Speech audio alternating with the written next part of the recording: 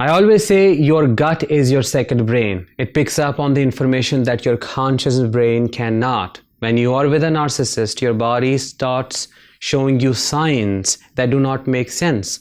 It tries to communicate with you the reality you are not able to perceive consciously. It tries to show you the predator that you cannot see with your eyes, because behind that facade of the narcissist is a hunter that is trying to lure you into the cage, into the trap they have set for you. Behind that idealization is actually the rottenness your body is trying to help you see. Those sudden rashes, acute migraines, stomach ache, IBS, irritable bowel syndrome, chronic pain, nerve issues, shaking, tingling, that heaviness on the chest, brain fog, nightmares, things that were not there. Why are they coming up? Even when there is nothing to be perceived as a threat, at least that is how you feel consciously, you wonder why. Why is it going on? Because there is no explanation to any of this. You blame it on the food you had last week or the environment. But actually it is the predator sitting next to you who is your biggest enemy.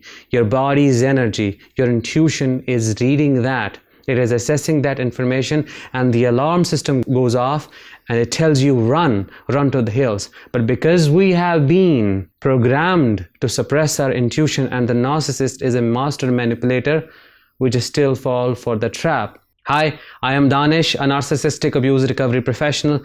Today's episode is going to be all about understanding your body's wisdom, how it tries to communicate with you in the early stages of narcissistic relationship, and why do we suppress it. If that sounds interesting and you're eager to learn more, please make sure to subscribe before we begin, because your subscription always helps in spreading awareness about narcissistic abuse. Also, I have a question for you before we get started. Did you also experience symptoms like these when you were with a narcissist and they were idealizing you? There was nothing wrong. Did you have anxiety that you couldn't explain? Stomach issues, rashes, acne, migraines, leg pain, arms paining, shoulders heavy, brain fog, and so on? List all the symptoms that you had in the comments, because who knows, maybe you might help a survivor who might be going through that initial stage and they would know that it is a warning from their body. Your body has the capability and the capacity to heal itself, to restore itself, and to scan your environment to tell you exactly what is going on.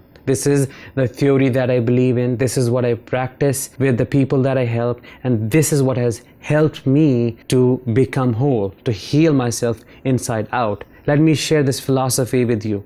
Think about this for a moment. In your body, there are so many vital organs. For example, your heart. It is a miracle, a proper miracle. Is there any machine as perfect as your heart? It has been beating since the day it was formed in your mother's womb, and it's going on. There is nothing that it's repairing, that is changing anything in it. It's going on, and it will keep beating until the very end. There is nothing as perfect as that. Yes, there are biological mechanisms, this, that, and the other that run it, but the matter of fact is that it is there. And where is it? In your body, and it's continuously going on.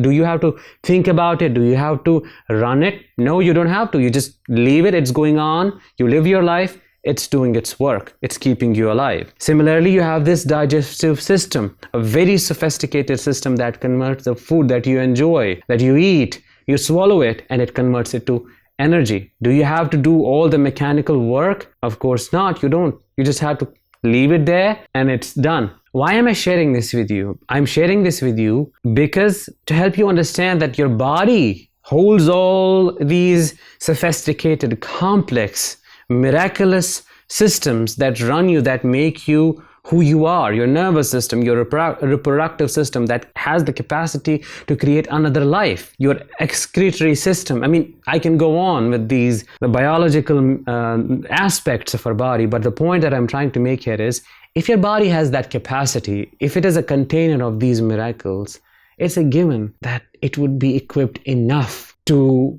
properly survive and thrive in any environment that it is put in. Which is why when you are with a narcissist, it tells you a lot more than you can see, than you can hear, and then what they tell you. Because a narcissist puts up a facade, consciously able to bypass your critical factor. They fool you into thinking they are a wonderful man, a wonderful and amazing woman, but actually they are something else. And that is what your gut, your body, your intuition, your higher self, call it whatever you want to, that is what it picks on. And that is when it starts acting out. You start getting these acnes, these hives, these rashes, you have brain fog. Suddenly you have migraines you never had, your body doesn't want to eat, it throws it out, or you have constipation, nothing is going out. Why, you may wonder?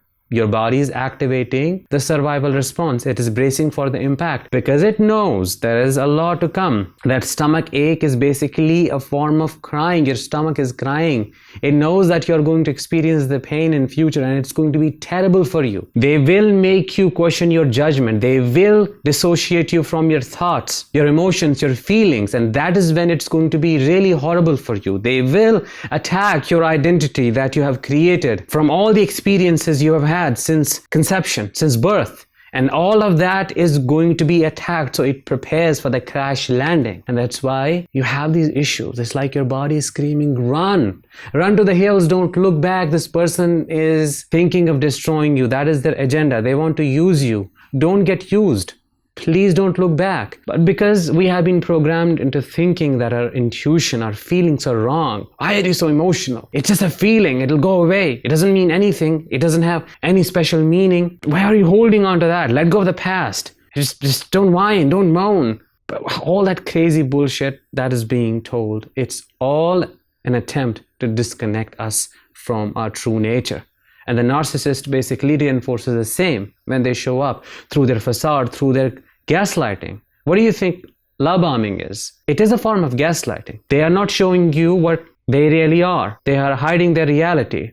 They are making it seem like a dream when it basically is nothing but a mirage. So they reinforce that disconnect we already have from our intuition. This disconnect is also further reinforced by narcissistic cultures, narcissistic systems. Not only our parents, if you have had narcissistic childhood abuse, then this is a pattern. So that is why we do not listen to our body. That is why we do not listen to our intuition, and we miss on the most important thing. The thing that could have saved us from so much pain, from years of trauma, from years of suffering, from so heavy grief. We miss on that because of the facade of the narcissist. Now, you don't have to blame yourself. This is the thing. You don't have to blame yourself. You don't have to call yourself a fool because you were not aware of actually what was going on. And as a good, empathetic human being, the tendency of yours is to see good in others. If someone shows you they're nice, you would naturally believe that, then think, well, what must be behind that mask? Now, after being betrayed, probably you question people's motives, which is good to a certain extent, but back then you didn't have that capacity, and that's why self-blame doesn't work. What works is radical self-acceptance and connecting with your intuition. And I firmly believe that healing after narcissistic abuse is incomplete without healing the connection with your intuition. It is all about developing a connection with your true authentic self so that you can become who you are actually. It's not about becoming something that is best, something that is better than who you are presently. It is about homecoming. It's about coming back to yourself. It is about connecting with that voice so that if a predator shows up in your life again, you're instantly able to catch them and listen to your body and say, no, hell no. I'm not going to settle for this. This is what it seems to be. My body is acting out. These rashes are not a nuisance. It's my body crying, telling me, hey, you need to run away. This is what is going to happen to you emotionally. Those migraines, it's my body telling me that the pain that you're going to experience with a narcissist is going to be 1,000 times more intense than what I'm showing you. Run away, pay attention.